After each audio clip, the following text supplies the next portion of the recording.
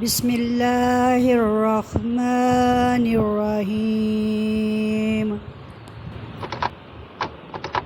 ناظرین کرام، آج میں آپ کو خانہ کعبہ کی عمارت اور اس کے حصوں کے بارے میں بتاؤں گی، جس میں پہلے نمبر پر ہے ہمارے پاس حجرہ اسود، دوسرے نمبر پر ہے باب کعبہ، تیسرے نمبر پر ہے مزاب رحمت۔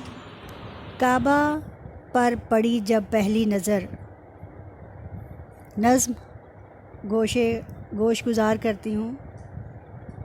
کعبے پہ پڑی جب پہلی نظر، کیا چیز ہے دنیا بھول گیا، ہوش و خرد مفلوج ہوئے، دل ذوق تماشا بھول گیا، پھر روح کو قسم رقص ملا، خوابیدہ جنوں بیدار ہوا، طلبوں کا تقاضا یاد رہا، نظروں کا تقاضا بھول گیا، احساس کے پردے لہرائے، ایمان کی حرارت تیز ہوئی، سجدوں کی تڑپ اللہ اللہ، سر اپنا سودا بھول گیا، جس وقت دعا کو ہاتھ اٹھائے، یاد آ نہ سکا جو سوچا تھا، اس حال حقیقت کی دھن میں اظہار تمنا بھول گیا، پہنچا جو حرم کی چوکھٹ تک، ایک ابر کرم نے گھیر لیا، باقی نہ رہا یہ ہوش مجھے، کیا مانگ لیا کیا بھول گیا، ہر وقت برستی ہے رحمت، کعبے میں جمیل اللہ اللہ، خاطی ہوں میں کتنا بھول گیا، عاصی ہوں میں کتنا بھول گیا۔ ناظرین، آج ہم خانہ کعبہ کی تاریخی عمارت کے بارے میں بات کریں گے کہ کس طرح اللہ تعالیٰ نے اس کی بنیاد رکھوائی اور کس طرح انبیاء اکرام نے اس میں کوشش کی۔ خانہ کعبہ جو کہ مکہ مکرمہ میں واقع ہے اور مسجد حرام کے عین درمیان میں اللہ تعالیٰ کا گھر بیت اللہ شریف، جس کو خانہ کعبہ کہا جاتا ہے۔ مکہ ایک بے آب و گیاں وادی تھی، یہاں پر لوگوں کا رہنا مفقود تھا، کیونکہ کہا جاتا ہے جہاں پانی ہوتا ہے وہیں آبادیاں ہوتی ہیں، وہیں لوگ بستے ہیں۔ اس جگہ پر بھی پانی نہ تھا، لیکن حضرت ابراہیم علیہ السلام اور حضرت اسماعیل علیہ السلام کی آزمائش مطلوب تھی۔ اللہ تعالیٰ نے حکم دیا کہ ابراہیم جاؤ اپنے بیٹے کو وہاں آباد کرو۔ آپ اپنے بیٹے حضرت اسماعیل علیہ السلام اور اپنی بیوی حضرت ہاجرہ علیہ السلام علیہا کو لے کر مکہ کی سرزمین پر پہنچے۔ جب آپ وہاں پہنچے تو بچے کو اور اس کی والدہ کو وہاں اسی حالت میں چھوڑا اور الٹے پاؤں واپس آ گئے، پیچھے مڑ کر بھی نہ دیکھا کہ میرے اس چھوٹے سے بچے اور بیوی کا کیا حال ہوگا۔ پیچھے سے حضرت ہاجرہ علیہ السلام علیہا نے 2-3 مرتبہ آواز دی، لیکن جب یہ دیکھا کہ ان کی آواز پر کوئی اثر نہیں تو اسے اللہ کا حکم سمجھتے ہوئے قبول کیا۔ اپنے بچے کو ایک جگہ چھوڑ کر خود پانی کی تلاش میں نکلی کہ بچہ بلک رہا تھا، رو رہا تھا۔ اسی دوران پتہ چلا انہوں نے صفا اور مروہ کے درمیان 7 مرتبہ چکر لگایا، لیکن پانی کچھ نہیں مل رہا تھا۔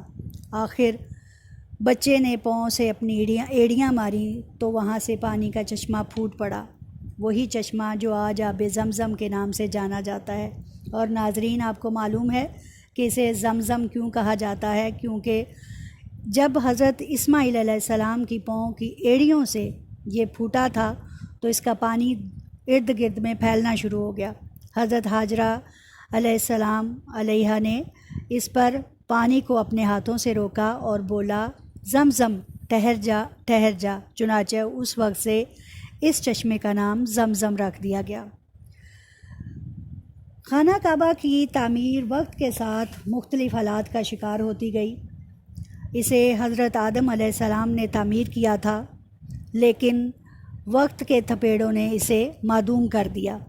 چنانچہ جب حضرت ابراہیم علیہ السلام اور حضرت اسماعیل علیہ السلام کو حکم ہوا کہ اسے از سر نو تعمیر کیا جائے تو اس کی نشاندہی ایک بہت بڑا مسئلہ تھا۔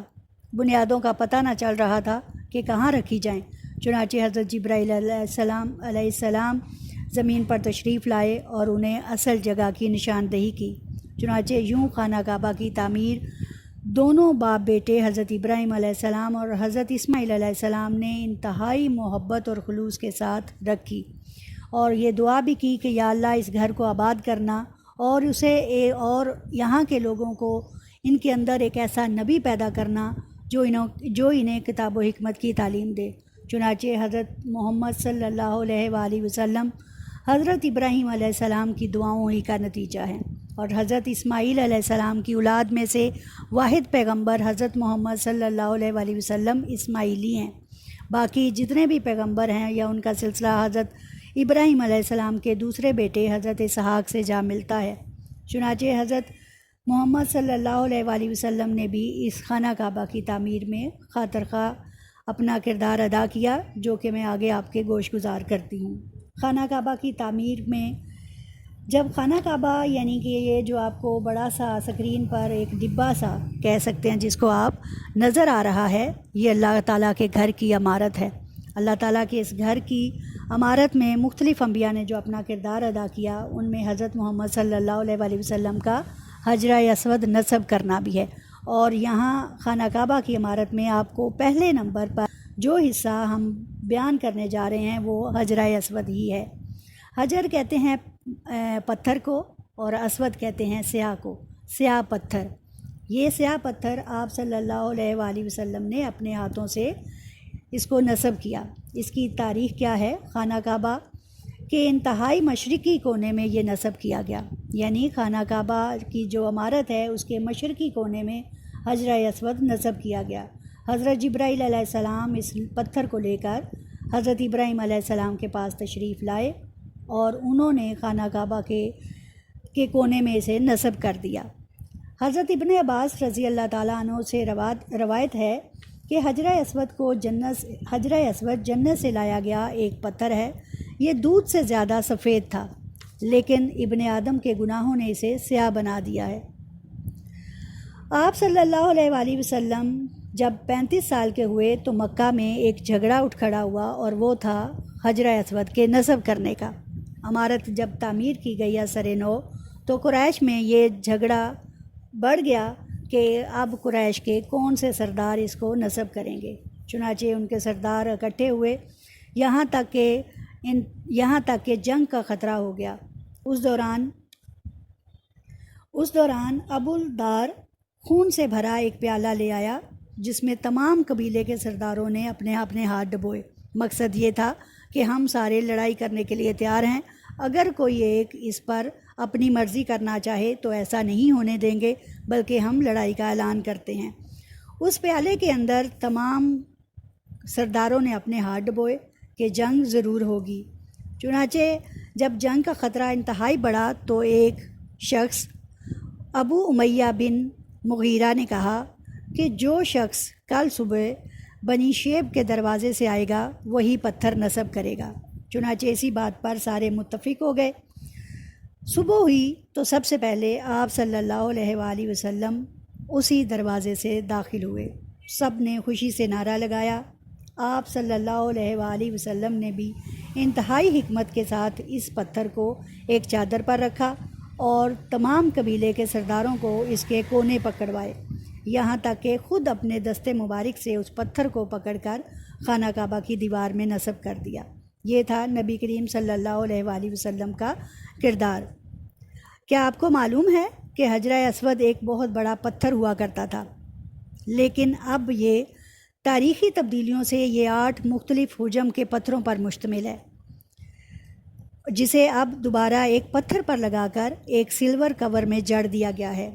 یہ سلور کور سب سے پہلے حضرت عبداللہ بن زبیر رضی اللہ تعالیٰ عنہ نے بنوایا۔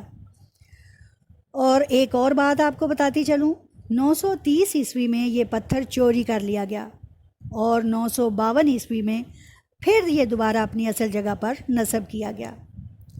حجرہ اسود کو مس کرنے اور اس کو چومنے، اس کو بوسہ دینے کا جو طریقہ ہے وہ اسلام میں استلام کہلاتا ہے۔ وہ اس طرح کہ دونوں ہاتھ کھڑے کر کے خانہ کعبہ کی دیوار کو لگائے جائیں، حجرہ اسود کو لگائے جائیں، اور پھر جو کوئی اس کے قریب ہے وہ اسے بوسہ دے اس پتھر کو، اور جو دور ہے وہ ہاتھ کے اشاروں سے یا چھڑی کے اشارے کے ساتھ اس کی طرف استلام کرے گا، اور پھر اس چھڑی یا ہاتھ کو چوم کر اپنے سر سے لگا لے گا۔ یہ ہے وہ طریقہ جو کہ حجرہ اسود کو بوسہ دینے کا سنت طریقہ ہے۔ آپ صلی اللہ علیہ وآلہ وسلم اس پتھر کو جب آپ صلی اللہ علیہ وآلہ وسلم نے 4 عمرہ مبارک کیے، جن میں سے 3 باحقیقت ہیں اور ایک وہ ہے جب آپ نے صلح حدیبیہ کے موقع پر آپ عمرہ کرنے کی غرض سے گئے تھے تو کر نہ پائے، اور وہ چوتھا شمار کیا جاتا ہے۔ جب بھی آپ صلی اللہ علیہ وآلہ وسلم خانہ کعبہ گئے، انہوں نے حجرہ اسود کو انتہائی محبت کے ساتھ بوسہ دیا۔ ٹھیک ہے، چلیں جی، اب ہم شروع کرتے ہیں باب کعبہ۔ اس کا نمبر 2 عمارت کا حصہ ہے باب کعبہ۔ باب کہتے ہیں دروازے کو، کعبہ یعنی اللہ کا گھر، جس کو بیت اللہ بھی کہا جاتا ہے۔ کعبہ کا دروازہ جو زیادہ تر بند ہی رہتا ہے، کب کھولا جاتا ہے؟ جب کسی اہم شخصیت کی آمد ہوتی ہے۔ کیا آپ جانتے ہیں کہ خانہ کعبہ زمین کا مرکز ہے، اور یہاں کشش ثقل بھی انتہائی حد کو پائی جاتی ہے، جسے ہم میگنیٹک فورس آف اٹریکشن بھی کہتے ہیں۔ اسی لیے اس کے اوپر سے نہ تو کوئی پرندہ گزرتا ہے اور نہ ہی کوئی جہاز گزر سکتا ہے۔ اسی بنیاد پر مکہ میں کوئی ایئرپورٹ بھی نہیں بنایا گیا۔ تو باب کعبہ کا جو دروازہ ہے اسے عربی کی مختلف آیات کے ساتھ سجایا گیا، اور اس کو وقت کے ساتھ ساتھ اس میں جو تبدیلیاں ہوئیں، اور اب جو خانہ کعبہ کا دروازہ ہے وہ آپ کو انہی تبدیلیوں کے ساتھ خوبصورت رائٹنگ کے ساتھ اور گولڈ پلیٹڈ آپ کو وہ دروازہ ملتا ہے۔ اس کا نمبر 3 ہے مزاب رحمت۔ خانہ کعبہ کے انتہائی اوپر آپ چل کے دیکھیے تو وہاں ہے مزاب رحمت۔ میز کہتے ہیں چلتا ہوا، بہتا ہوا، آب کہتے ہیں پانی، اور رحمت کا یعنی رحمت کا چلتا ہوا پانی۔ کہا جاتا ہے کہ جب مزاب رحمت سے پانی برستا ہے تو لوگ اسے اپنے لیے رحمت اور شفا سمجھتے ہیں۔ اس کی لمبائی جو ہے وہ 253 سینٹی میٹر ہے اور چوڑائی 26 سینٹی میٹر ہے۔ کعبہ کی چھت کے اندر 58 سینٹی میٹر تک یہ اندر واقع ہے۔ مزاب رحمت پر بسم اللہ اور یا اللہ کے جلی حروف ہیں، یعنی واضح الفاظ میں آپ کو یہ حروف ملیں گے، بھی لکھا ہوا ہے۔ پہلے یہ لکڑی سے بنایا گیا، پھر چاندی کا، بعد میں لوہے سے بھی بنایا گیا۔ 1554 میں سلمان قانونی نے اسے چاندی کا کور لگایا، پھر 1573 میں اس کے بیٹے سلیم ثانی نے سونے کے پانی والا بنوایا، لیکن 1586 سے 1594 کے درمیان ولید بن عبد الملک نے اسے خالص سونے سے بنوا دیا، اور یوں یہ وہی دروازہ ہے جو ان کے دور میں خالص سونے سے بنوا دیا گیا۔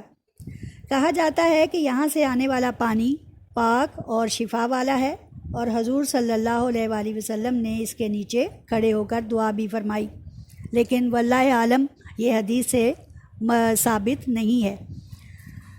بارش کا پانی نکالنے کا ایک ذریعہ اس کے اوپر لگا ہوا ایک پائپ ہے جو حتیم کے بالکل اوپر واقع ہے۔ آسمان کی طرف کانٹے دار باڑ لگی ہوئی ہے تاکہ کوئی پرندہ اس کے گرد جمع نہ ہو۔ ٹھیک ہے، اس ناظرین، اللہ تعالی ہماری اس کوشش کو قبول و منظور فرمائے۔ انشاءاللہ آئندہ ویڈیو میں ملاقات